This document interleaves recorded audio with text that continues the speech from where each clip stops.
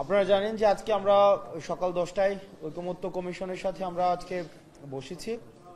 সেখানে ইতিমধ্যে আমাদের অনেক বিষয় আলোচনা হয়েছে। 166টা বিষয়ের মধ্যে আপনারা ইতিমধ্যেই জানেন আমরা 129টা বিষয়ে আমরা একমত হয়েছি, কিন্তু যেসব বিষয়ে আমরা একমত হয়েছি সেই সব বিষয়ে আমাদের অবজারভেশন রয়েছে, আমরা নোট দিয়েছি যে সংযোজন বিয়োজন এইসব বিষয়ে আমরা নোট দিয়েছি আমাদের পক্ষ থেকে। মূলত এখনো পর্যন্ত আমরা 3টা বিষয়ে আমরা কথা বলেছি। আমরা এখনো পর্যন্ত প্রথম যে বিষয়টা নিয়ে আমরা কথা বলেছি সেটি হচ্ছে যে প্রোটেকশন অফ সিটিজেন। আমরা দেখেছি যে নাগরিকদের যে নিরঙ্কুশ যেই রাষ্ট্রের মধ্যে যেই অধিকারগুলো রয়েছে সেটি নিরঙ্কুশ অধিকার কখনোই হচ্ছে আমাদের এই রাষ্ট্রে স্বাধীনতা পরবর্তী সময়ে কখনোই স্বীকৃত হয়নি। সেই সব বিষয় নিয়ে আমরা হচ্ছে একদম ডিটেইল আমরা কথা বলছি। দ্বিতীয় যে বিষয়টি সেটি হচ্ছে আমাদের পিসফুল ট্রানজিশন অফ পাওয়ার। আমরা দেখেছি যে রাষ্ট্রের যখনই এই পাওয়ার ট্রানজিশনের একটি সময় এসছে তখনই হচ্ছে একটি গৃহযুদ্ধ পরিস্থিতি সৃষ্টি হয়েছে প্রতিনিয়ত। তো একটা সরকার থেকে আরেকটা নির্বাচিত সরকারের যে ট্রানজিশনটা কিভাবে হবে এই বিষয়টা নিয়ে হচ্ছে মূলত সবচেয়ে বেশি আলোচনা হচ্ছে, যাতে করে আমরা অতীতের যেই আমাদের যেই জাতীয় যে দুঃখ স্মৃতিগুলো রয়েছে সেগুলোকে আমরা হচ্ছে আর কখনোই পুনরাবৃত্তি না হয় এই বিষয়গুলো নিয়ে আমাদের কথা হচ্ছে। তৃতীয়ত যে বিষয়টি সেটি হচ্ছে যে আমাদের দেখেছেন যে আমাদের সংসদের স্থিতিশীলতার নামে যেই আমাদের ভয়েস মাস্ক করে রাখা হয়েছে আর্টিকেল 70, সেটি নিয়ে কথা হচ্ছে, যেটির মধ্য দিয়ে আমরা হচ্ছে সংসদের একই সাথে স্থিতিশীলতা, সংসদ সদস্যদের স্বাধীনতা এবং আমাদের সংসদকে কার্যকর আরো বেশিভাবে কিভাবে করা যায় এই বিষয়গুলো নিয়ে হচ্ছে এখনো পর্যন্ত আলোচনা হচ্ছে। আর বাকি বিষয়গুলো নিয়ে আমাদের হচ্ছে জাতীয় নাগরিক পার্টি এনসিপির সদস্য সচিব এখন আপনাদেরকে এই মধ্যাহ্ন পর্যন্ত আলোচনা যেটি হয়েছে সেটি নিয়ে বাকি ব্রিফটি করবেন। ধন্যবাদ সকলকে। আমরা এখনো পর্যন্ত সংবিধানের যে আলোচনা সে আলোচনাটুকু করছি। এখনো পর্যন্ত বিচার বিভাগ, নির্বাচন কমিশন, জনপ্রশাসন এবং পুলিশ সংস্কার কমিশনের মতো বিষয়গুলো নিয়ে যে আলাপগুলো, দুদক সহ এই বিষয়গুলোতে আমরা এখনো আলাপ শুরু করতে পারিনি। তবে পুলিশ সংস্কার কমিশনের রিপোর্ট এখানে অন্তর্ভুক্ত কেন হয়নি সে ব্যাপারে আমরা প্রশ্ন উত্থাপন করেছি এবং আমাদের যে মতামতগুলো আছে সেগুলো আমরা জানাতে চেয়েছি। একই সাথে আমরা যেমনটা মনে করি যে বাংলাদেশে বর্তমানে যে সংবিধান রয়েছে এই সংবিধানের মধ্য দিয়ে একটি গণতান্ত্রিক পরিবেশ নিশ্চিত করা সম্ভবপর নয়, বরং এখানে প্রধানমন্ত্রীকে যেমন একচ্ছত্র ক্ষমতায়ন করা হয়েছে তার মধ্য দিয়ে সাংবিধানিকভাবেই স্বৈরতন্ত্র প্রতিষ্ঠিত হবার সুযোগগুলো রয়েছে। আমরা ক্ষমতার ভারসাম্যের কথা বলছি এবং বাংলাদেশের যে বর্তমান সংবিধান আছে সেই সংবিধানের মৌলিক সংস্কারের কথা আমরা বলছি। সেই প্রেক্ষাপটে কিভাবে নতুন করে একটি সংবিধান পুনর্লেখন করা যায়, রিরাইট করা যায়, গণপরিষদ নির্বাচনের যে বাস্তবতা সেই ব্যাপারগুলো নিয়ে আমরা কথা বলছি। সংবিধানের মধ্যে ইতিমধ্যে আমরা যে বিষয়গুলো নিয়ে কথা বলেছি, নাগরিকদের যে মৌলিক অধিকার সেটা যেন নিরঙ্কুশ হয় এবং আমাদের ক্ষমতার হস্তান্তরের প্রক্রিয়া যেন শান্তিপূর্ণ হয়। একই সাথে আমরা বাংলাদেশের বিদ্যমান যে রাজনৈতিক কাঠামো আছে সেখানে শুধুমাত্র আইন প্রণয়নের ভিত্তিতে নয়, যেন রাজনৈতিক দলগুলোর মধ্যে সহাবস্থান এবং আস্থার ভিত্তিতে আমরা ক্ষমতার হস্তান্তরের যে প্রক্রিয়া আছে সেখানে আমরা ঐক্যমত্যে পৌঁছাতে পারি সেই ব্যাপারে আমরা গুরুত্ব আরোপ করেছি, আমরা কথা বলছি। আমরা আশাবাদী যে আমাদের মধ্যবর্তী যে আলোচনার বিরতিতে আমরা এখন আছি এর পরবর্তীতে আমরা আরো আলোচনার মধ্য দিয়ে আজকের যে আলোচনাগুলো আছে সেগুলোর আমরা একটা ফাইনাল কনক্লুশন আপনাদের সামনে আমরা উপস্থাপন করতে পারবো। এই পর্যায়ে পর্যন্ত আমাদের এই পর্যন্ত আলোচনা হয়েছে। আমাদের আলোচনা শেষ হয়ে আমরা আমাদের পূর্ণাঙ্গ ব্রিফ আপনাদের সামনে উপস্থাপন করব। ধন্যবাদ।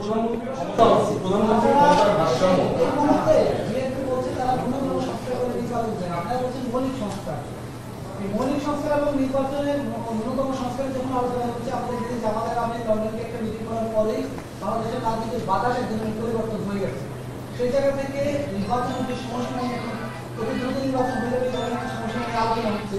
এই জায়গায় আপনাদের আসলে স্পষ্ট অবস্থান কি? রাহিদ ইসলাম বলেছেন তিনি এই ধরনের হলে নির্বাচনে যাবেন না, আপনারা কি আসলে নির্বাচনে যেতে চান না, কি অবস্থান? আমরা জাতীয় নাগরিক পার্টি এনসিপি মনে করি যে অন্তর্বর্তীকালীন সরকার যে এজেন্ডা নিয়ে, যে ম্যান্ডেট নিয়ে ক্ষমতা এসেছে, বিচার এবং সংস্কার তার দৃশ্যমানতা নিশ্চিত করার মধ্য দিয়েই নির্বাচনের দিকে অগ্রসর হওয়া প্রয়োজন।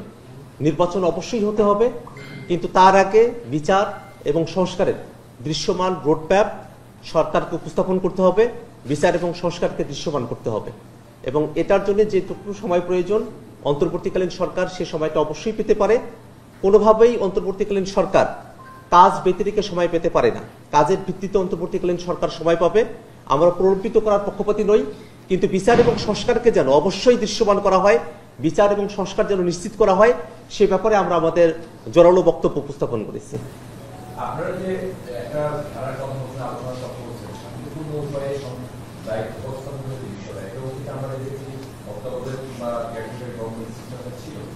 এখন এরকম কোনো কিছু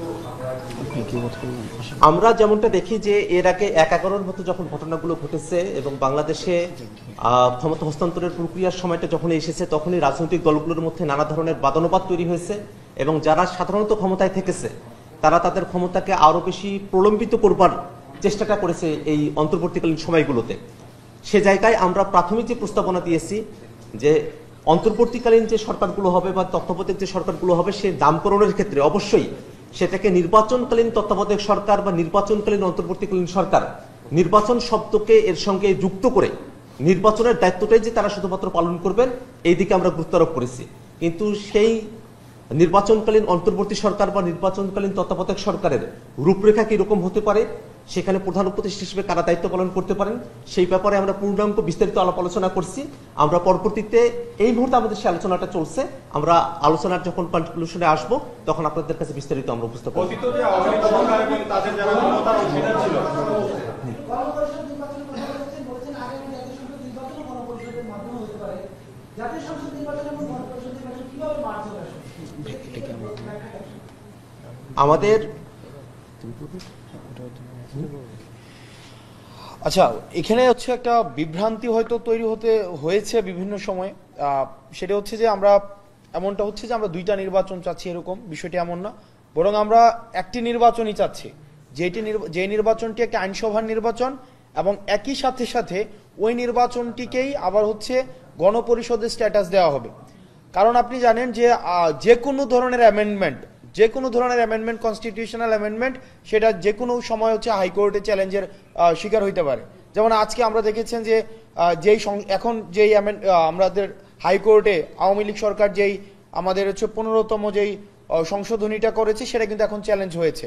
তো এখন যেই আমরা হচ্ছে আবার যেই অ্যামেন্ডমেন্টগুলো করছি, সেটি যে আবার হচ্ছে পরবর্তীতে চ্যালেঞ্জের শিকার হবে না, এবং এটা কনস্টিটিউশনের বেসিক ফান্ডামেন্টাল রিফরমেশনের এখতিয়ারটা সেটা শুধুমাত্র গণপরিষদেরই থাকে।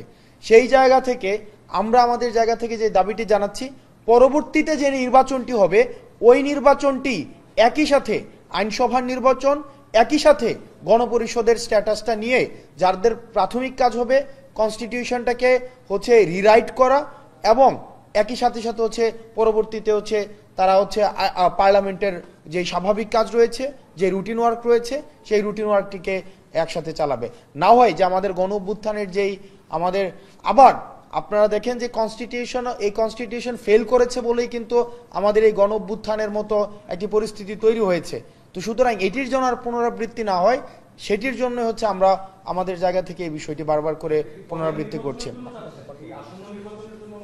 আচ্ছা, আমরা যেহেতু এখন একটা মধ্যবর্তী বিরতির সময়টাতে আমরা এসেছি, মানে আসন্ন নির্বাচন, জি,